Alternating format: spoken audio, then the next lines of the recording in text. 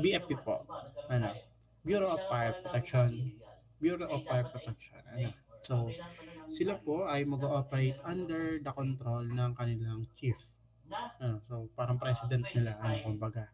Then, ano po yung kanilang mga, kanyang mga, tag dito, ano po yung kanyang mga kailangan gawin or responsibility? Ayan. Unang-una, issue implementing rules and regulation.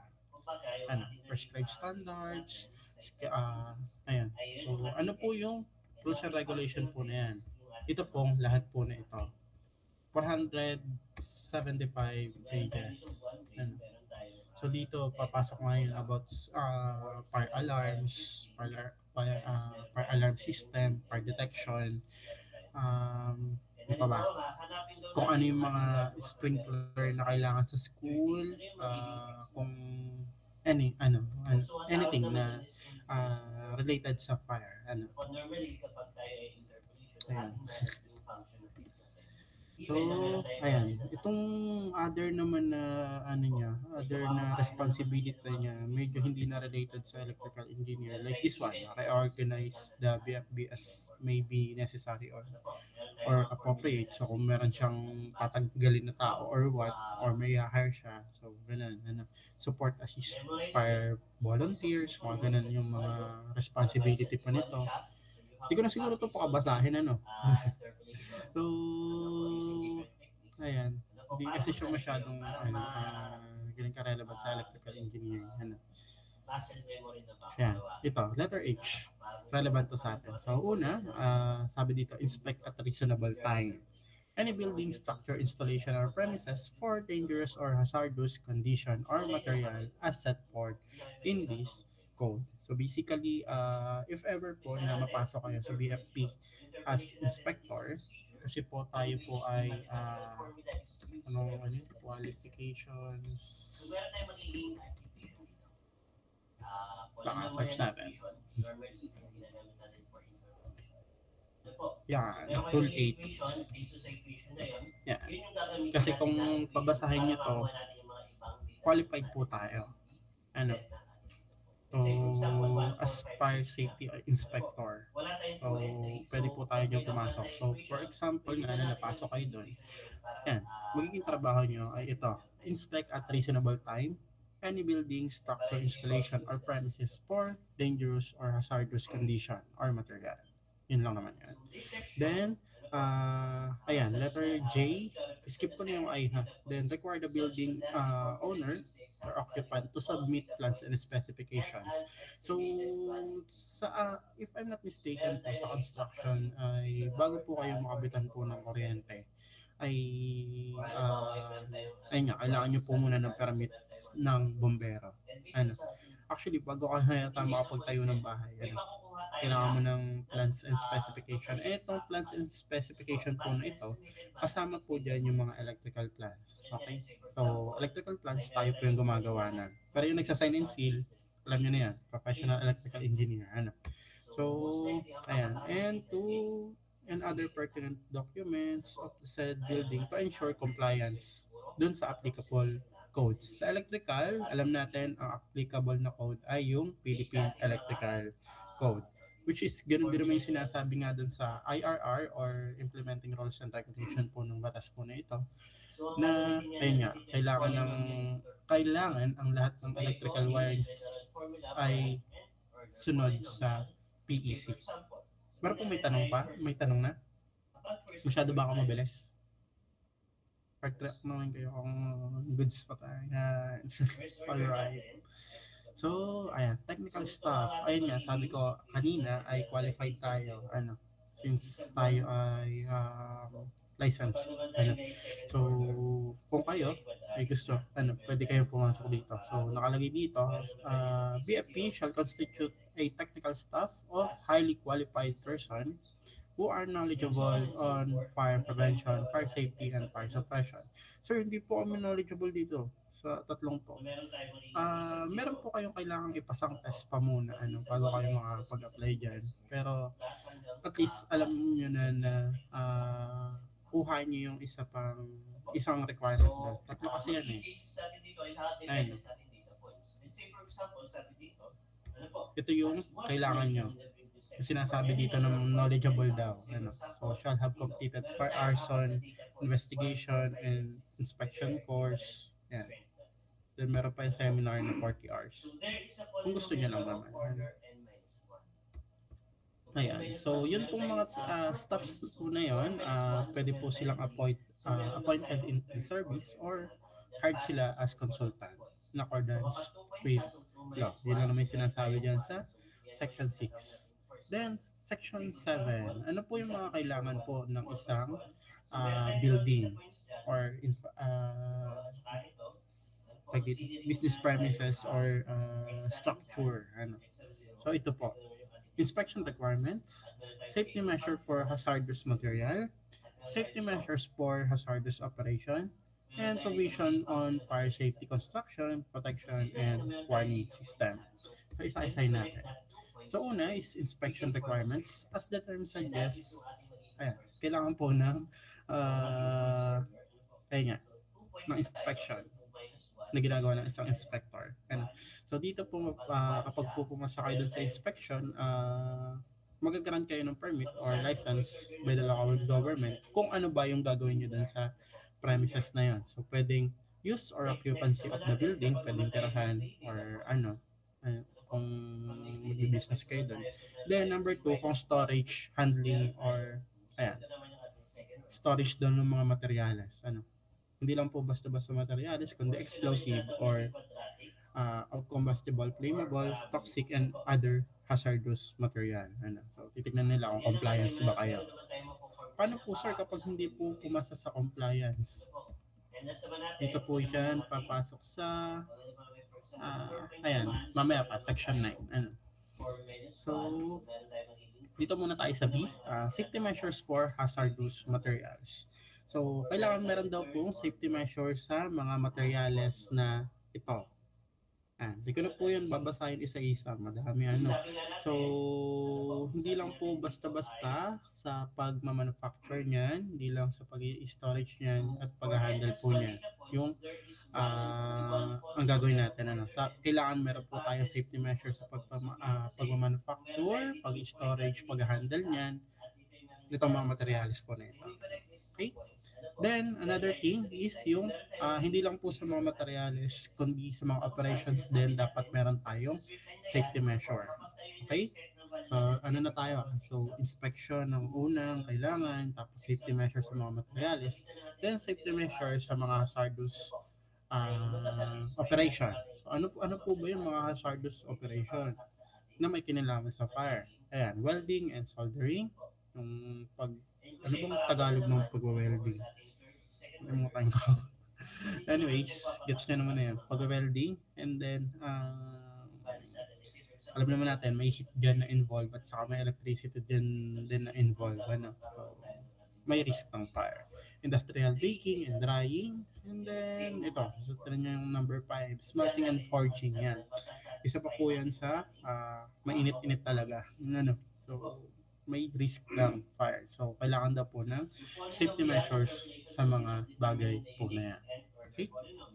Then, provision on fire safety construction, protective, and warning system. So, ito po ay hindi po, ito po yung mga kailangan. Ano? So, kung meron ka pong safety measure, dapat meron ka rin nito.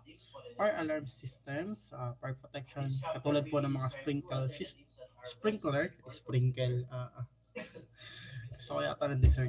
Anyways, sprinkler systems, ayan, house boxes, yung mga, kung mapapansin nyo din dito sa ating building, sa Shapa, meron tayong yung mga box po na yan. Hindi nga lang sure kung nagana pa. Anyways, fire alarm system. So, ito pong fire alarm system, meron pa pong sinasabi si IRR or Implementing Rules and Regulation about dyan na dapat daw siya ay can be operated manually or automatic. Ano? So, anyways, di ko na papakaisa-isahin yung about sa IRR na yun kasi napakahaba ng 475 pages. Ano? Then firewalls, and then ayan. Madami. So, prohibited acts. Ano po ba yung pinagbabawal po ng batas po na ito. Una ay yan, obstructing or blocking the exit ways. Oh, actually, kung babasahin natin to, halos common sense na naman na to sa atin. Ano, makapansin natin siya na ginagawa natin sa mga fire drill. Ano. Tulad nito, ano, sinisita ng mga bumbero kapag mayroong nakaharang sa mga dadaanan natin ng fire exit natin. Then ito, constructing gates, entrance, and walkways to building components and yards which obstruct the orderly and easy passage of firefighting vehicles and equipments. So for example, meron bahay sa likod ng bahay nyo. Ano, ginawa mo, since sa yung right, ano, pathway nga ba yung tawag nun? Ano, ginawa mo, nilagyan mo ng gate. So ngayon, nung nasunog yung, yung bahay doon sa likod ng bahay nyo, hindi makadaan yung firefighting vehicles. So bawal daw po yan. Ano. Then prevention, interference of, or obstruction of any operation of fire service. So dito po ay dito pala sa DIOR. Ano, yung harangan ng fire lanes at saka fire hydrants. So, ito naman, ganun din. Alam niyo na to.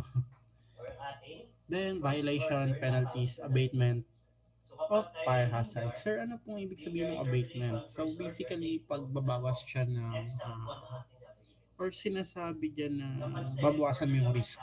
Ano, or, din, nandun pa din yung risk, pero babawasan mo, parang ganun, ano.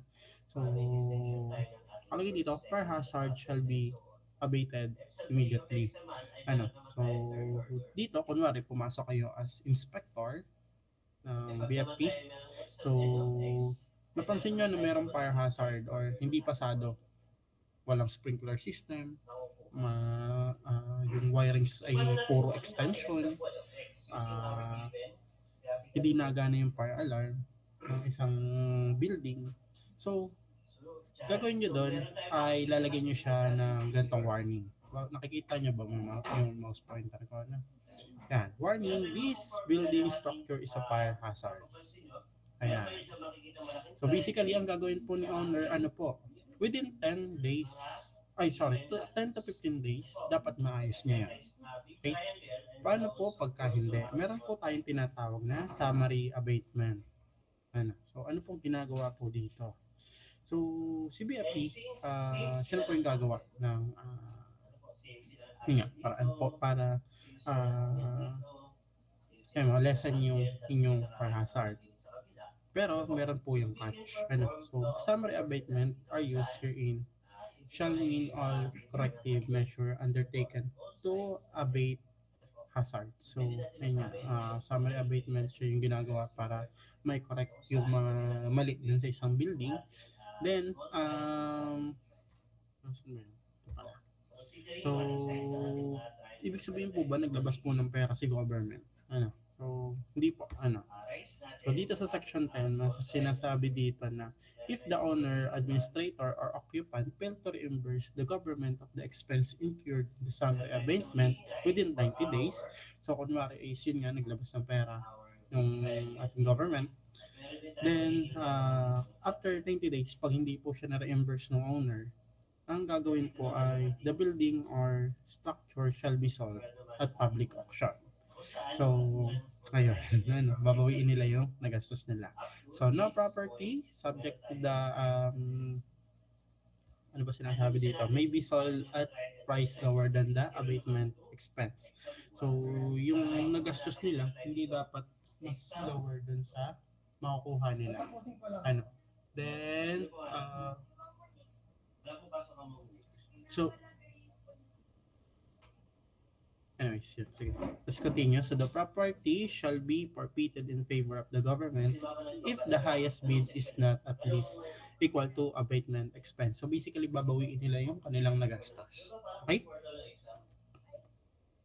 Penalties. Una is against private individual. So, ano pong magiging kaso or magiging penalty po ng isang private individual kapag po may ginawa po siya dun sa mga prohibited acts po natin. So una is administrative fine of not exceeding 50,000 or Ayan, kung yung inyong building ay may hazard pero nag-ooperate pa rin kayo, pwedeng ipa-stop yung operation nyo. Or worse, pasarado yung building nyo. Ano? So, ayan, which do not comply with the requirements or pwedeng parehas. Nagbayad ka na, napasaraduhan ka pa ng negosyo, tag dito, pinatigil pa yung operation niya. Ano? Then, uh, ayan. So, dito, ayan. So, dito, pwede rin imprisonment ng less than 6 months nor 6 months to 6 years. Then, ayan, fine down na 100,000. So, any person without authority maliciously remove the sign. So, kunwari, nangyari ay nalagyan ng sign na per hazard daw yung building nyo, ginawa mo, ay tinagtag mo, pwede kang, ayan, makulong ng 30 days and fine not exceeding 100,000 pesos. Then, ayan, dito, if any person will disobey, kunwari may sunog, ano, then yung fire ground commander ay hindi sinunod ng isang person, ano. So, pwede siyang penalty ng imprisonment ng 1 day to 30 days. Then, ayan, premyo, hindi joke lang, fine na 5,000 pesos. And then, para po sa mga public officer, kunwari yun nga, kayo ay naging inspector, ano po yung pwedeng maging grounds nyo or pwedeng maging kaso nyo kapag ano yung pwede yung dito? Pag ginawa nyo ay mali, ano? So, una, ayan. So, nakalagay dito, unjustified failure of public officers to conduct inspection. So, hindi ka nag-inspect ng isang structure at least one a year. So, basically, yung isang structure hindi mo in-inspect. So, yan, parang magiging underperforming ka dito and then at the same time nako-compromise yung safety ng mga nandun sa building na yan. So, grounds po yun. So, deliberate failure to put up a sign in front of the building. So, di ba nga sabi ko, kapag merong hindi pumasa na building, hindi natin ginassign na yun nga, may fire hazard doon or fire trap. So, ginawa daw dito ay hindi linagay yung sign na yun. So, endorsing to the chief. So, dito ang parang sinasabi dito is, ano tawag dun? Parang compliant yung building pero hindi naman talaga ano. So, in-endorse mo dun sa chief nyo. And then, issuance or renewal of occupancy. So, basically, hindi mo pa na-inspect yung isang building pero inisyuhan mo na agad ng renewal ng or inisyuhan mo na agad ng ayun nga, business permit. Then, ayan, failure to cancel the occupancy. Basically, sinasabi lang naman dito na kapag hindi mo ginawa yung trabaho mo, ayan, or may mali kang ginawa, yun lang naman yun. For public officers and employees.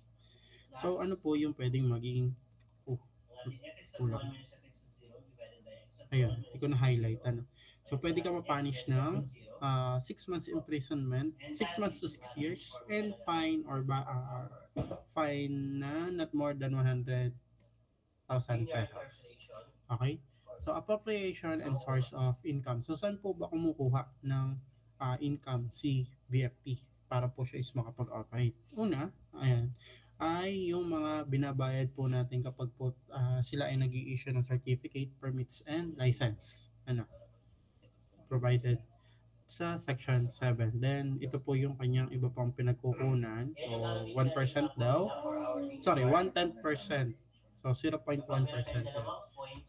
Sir, ano po ibig sabihin ng percentum? So, basically, centum ay meaning yun ay per hundreds, ano, or hundred parts. So, para percentage, ano. So, hindi ko na ito babasahin sa inyo. Okay? So, ano? Yan. Section 13. So, yan. About naman to sa tax. Ano? And then, other pang fee and fine. kung paano ba nila kino-collect. Ano. So, dito po, papasok yung role ng DILG. Ano. So, kailangan kasi ng proper procedure dyan. Yun lang naman yung pinaka-sinasabi dito. Ano. Then, ayan. Hindi ko na papakabasahin itong 14, 15, 16, and 17. So, ayan, pahapyawan lang natin ng konti itong implementing rules and regulations. So, as I said earlier, so sinasabi doon about electrical is dapat yun nga, sunod tayo sa PEC, Philippine Electrical Code, tamang sizing ng breaker, tamang sizing ng conduit, tamang sizing ng mga conductor natin. Hindi po nag-overload. Okay? So, okay, sige, diretso tayo. So, dito parang linagay ko lang yung mga kakaiba ba or kasi nga yung sabi ko kanina about PEC naman yung sinasabi doon. Ito yung other pa. Ayan.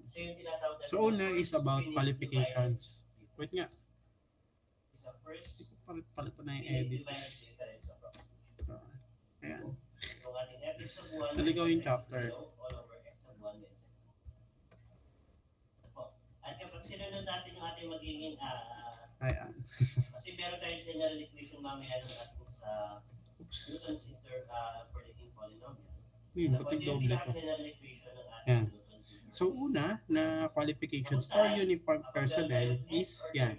Licensed engineer, pwedeng civil, electrical, mechanical, chemical, sanitary, and ECE, or architect na merong at least 1 year daw na 1 year na sa BFP service, or graduate ng any 3 years baccalaureate degree. Okay? Then, meron pa kayong kailangan doon na i-undergo na fire arson investigation and inspection course. Ano, so, basically, mag-aaral pa uli kayo. Then, undergone a 40 hours relevant seminar workshop on fire code of the Philippines up to 2008. Then, for non-licensed or non-engineer, so, meron silang kailangan na examination. Then, for non-uniform, halos parehas lang din naman. Then, ayan. So, ano po ba yung mga kailangan sa isang building? Ano, so, for fire detection, alarm, and communication system. So, as I said earlier, ayan, kailangan siya ay nakasunod sa, ayun, meron din palang NFPA, I'm sorry, so National Fire Protection Association, ano. So, isa rin sa mga standards na gagamitin natin dito. And then, PEC. Okay? Then, ayan. So, ito, some examples na, yun nga, sinasabi lang dito ay, electrical wiring and equipment shall be in accordance with the Philippine Electrical Codes. Then, ayan. And about Philippine Electrical Codes. Then din doon. So, dito sa mga educational occupancies, mga child daycare center, electrical wirings ay, ayan, kailangan nakalagay sa Philippine Electrical Code. Wait lang, parang nakalimutan ako. Ay, ito pa lang, fire alarm system. So, ayan, nakalagay dito, approved fire alarm facilities, dapat po sila ay capable na ma-operate manually. So, basically, baka for testing. Ano. And then, automatically. Ayun lang naman yan. Then, ayan. Ayun lang. So, ito, ayun nga, na sabi ko na naman na halos PEC yung sinasabi dito. Ano. So, yun lang muna for today. Meron pang may tanong? 41 minutes din. Katulad ng sa kabilang section. So, ayun. Yun muna po for today. Pagliit ng step size natin, lapit ng ating makukuha value ng current natin based to say na at paglayo naman ng interval. So, with that, siguro ay gamitin muna nyo yung time para kung gusto nyo mag-rest, hindi go. Ano, kasi tinacheckan ko pa din kasi yung inyong mga